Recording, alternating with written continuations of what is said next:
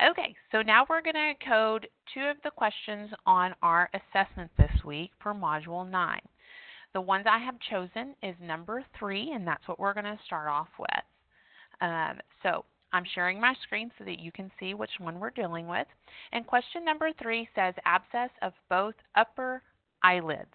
Okay, so we're going to go into our tabular and we're going to look up abscess because that's what we're dealing with our patient. Our patient has an abscess on both upper eyelids. So we're going to go to abscess, and abscess starts on page 4. And you can see that abscess is a large section. So under abscess, we're going to look for eyelid. Okay. So under abscess, we're going to go down to look for eyelid. And eyelid is the very last diagnosis location on the page 4 in the 4th column. It's the very last one, and it gives you H00.03. Now we need to check that code in the tabular. So we're going to go to H00.03, and you can find that in the tabular on page 598. Okay. Once we get there, then you're going to see where H00.03 is located. You can tell with that little red plus sign that we're not done coding out on our code, so we need more characters within our code to get more specified. And there are several to choose from. We have the right upper eyelid, the right lower eyelid, and then we have the right eyelid but unspecified whether upper or lower. And then it captures our left upper, our left lower, then it captures our left eyelid. We don't know if it's upper or lower. And then the very last one captures an abscess of the eyelid, unspecified eye, and unspecified where on the eyelid. Okay? We do have specifics on the eyelid. We know that we're dealing with the right upper and the left upper eyelid because we said it says both. That little word right there, both, says we're dealing with right and we're dealing with left. Okay? And it's our upper eyelid. So if you will notice, it's very different than a lot of our coding scenarios this week, is that there are usually one code that captures bilateral. In this codes, it doesn't capture, we don't have a bilateral code, so that's where the two codes come in. We have to capture the code for the right eye, then we have to capture the code for the left eye. So let's do the right eye first, because that's the first one in our coding sequence here, and it is abscess of the right upper eyelid. Okay, that captures our right one. So our code for that one is going to be H00.031. And that captures our right eye. Okay, now we have to capture our left eye, our left upper eyelid. Okay. So if you look down at H00.034, it's abscess of the left upper eyelid. So that's going to capture our left upper eyelid. So our code is going to be H00.034. And these two codes captures both right and left upper eyelids. So that captures our abscess of the right and the left upper eyelids. Okay. Now, the next one I want to do is number 22, okay? So we're going to go down to 22, and we are going to work 22 together, okay? 22 reads, we have an office visit of a female patient with the age of 42. She has come in to see the doctor for ear pain and current URIs, okay? So the doctor is assessing her, and he assessed that she has acute and subacute allergic cirrhosis otis media, bilateral, and it's recurrent. Okay? We also see that our patient smoked cigarettes and the grandmother has passed away from lung cancer a year ago. Okay? The plan is he's going to give her eardrops for her acute and subacute allergic cirrhosis otis media bilateral recurrent. So we're doing eardrops for that. He's going to refer to the patient to a stop smoking clinic to keep, since she is a smoker. And then we found out that her grandmother has lung cancer, so that runs in the family. Okay, so let's code with what we're dealing with right now, what the patient came in for. So our patient came in for acute and subacute allergic cirrhosis otis media, bilateral and recurrent. Okay, so when you go to the index, you are going to start where? We're dealing with an otis media. So this is kind of tricky. And if you go all over the index, that's okay. For this scenario, you're going to start with otis. Okay? So go to the index under otis.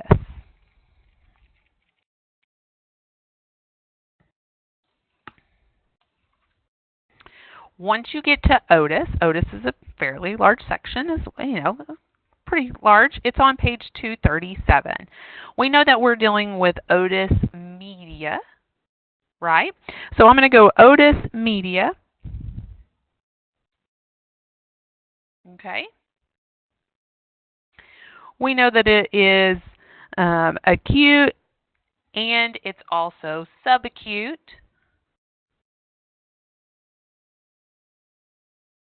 So I'm going to go acute, and if you'll look acute and subacute and see if I can find allergic. And if you look under acute and subacute under allergic, it says C. otis media, non-suppurative, acute allergic. Okay, so it's telling us where to go. So now it means we need to go to otis media and then go under non-suppurative. So we're going to go to non-suppurative under there. And that is in the fourth column on page 237. And then we know we're on non-suppurative. We know that we have acute or subacute, and our patient is acute and subacute, so it falls into that category. And then we're dealing with allergic.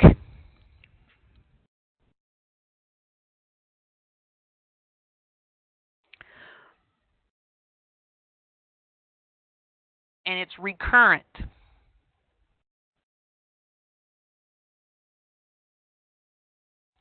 And that gives us H65.11.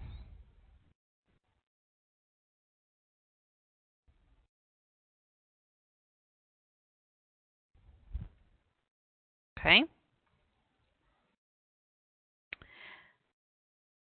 So we're going to go check that code in the tabular, H65.11.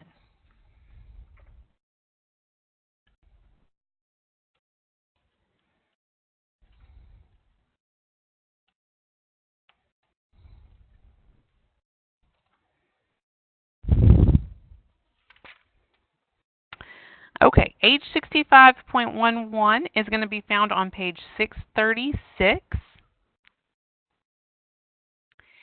And if you're curious about, if you started kind of worrying a little bit about the word cirrus otis medius, once you get to H65.11, it reads acute and subacute allergic otis media, and then in parentheses it gives you your safe words, and in those parentheses it captures the cirrhosis. So that anything dealing with mucoid, sanguineous, and cirrhosis is going to fall into this, okay?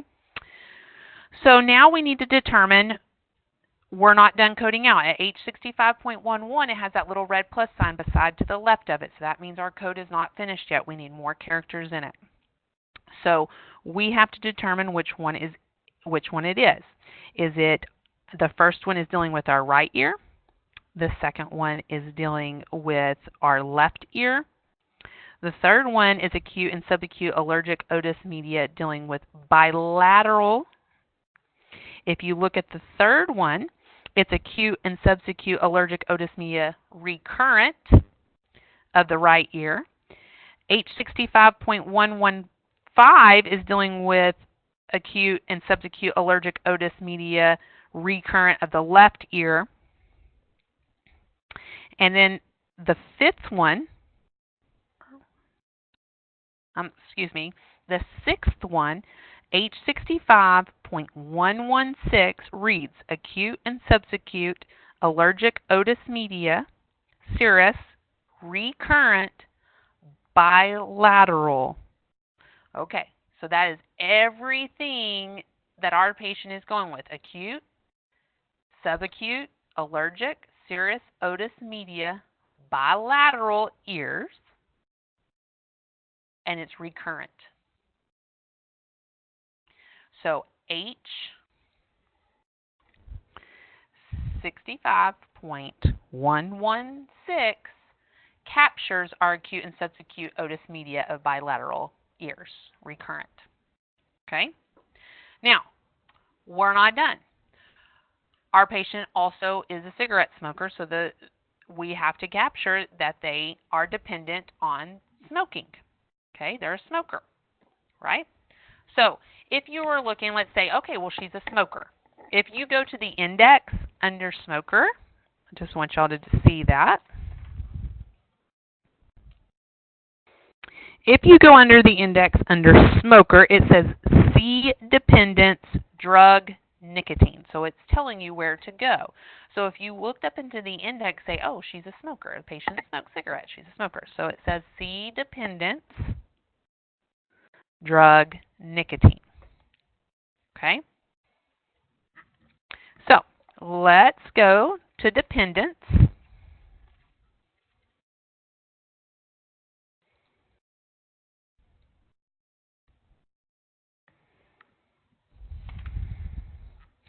Told us to go to dependence, drug,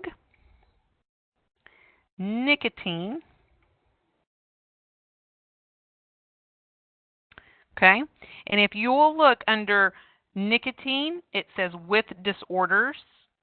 We don't have with. We're going to go straight to nicotine. If you'll look in the third column, okay, it says dependence, drug, nicotine, and it breaks it down. Chewing tobacco, cigarettes, specified product. What is our patient? She does cigarettes. Okay, so she's dependent on cigarettes.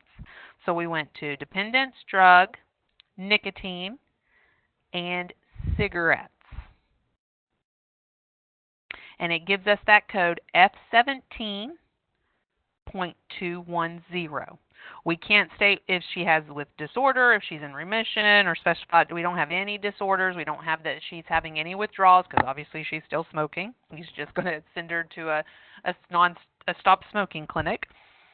So we have to end it with just right there, our F17.210. So let's check that in our tabular.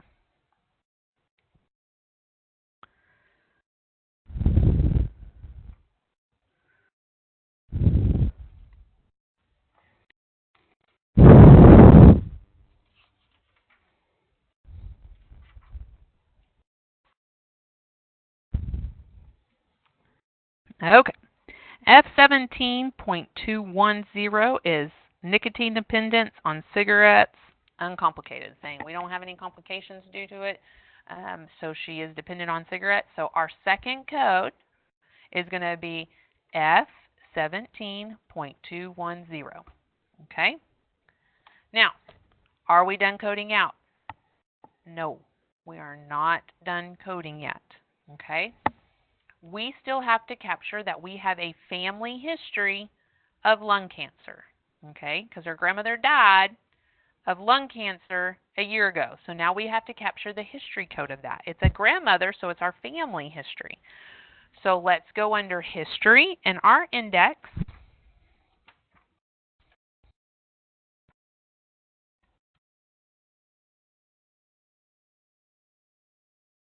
And we know it's a family history, so be careful where you code under family, under history, and make sure you're under history.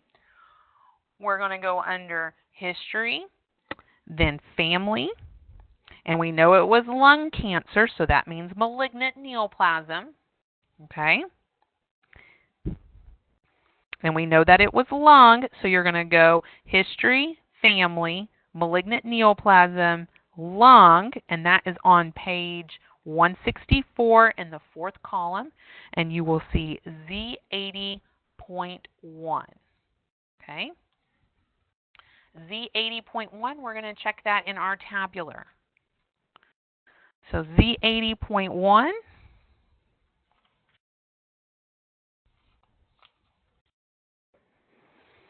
Okay, so Z80.1 is on page 1321 in your tabular of your coding book, and it reads Z80.1 says family history of malignant neoplasm of the trachea, bronchus, and lungs.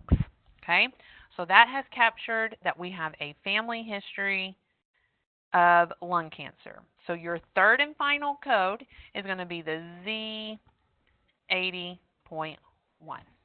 Okay, so our first code was capturing the otis media, acute and subacute. Our second code, the F17.210, was catching that she is dependent on cigarettes. And then our Z81.1 code was capturing that we have a family history of lung cancer. Okay, it's very important to break it down, each one. Don't, I have a lot of students that, sometimes will forget those history codes. So make sure you're not forgetting any kind of history codes, whether it be personal or family. And just break it down each time when you're working through here. I see what this is, and then I see what the doctor has done in the assessment. As always, I want you to ask me questions. If you have questions while working through the assessment, please email me, call me, text me, post questions within the question board. I really encourage you to do that so that other students can see your questions and then can see the answers to those questions. Remember when posting questions in the question boards that you're not giving answers on the question boards. I don't want to see is the answer to number 10 this. I don't want any answers. I don't want answers or codes given in the question board. I want good, constructive, good questions to lead us and guide us through each coding scenario.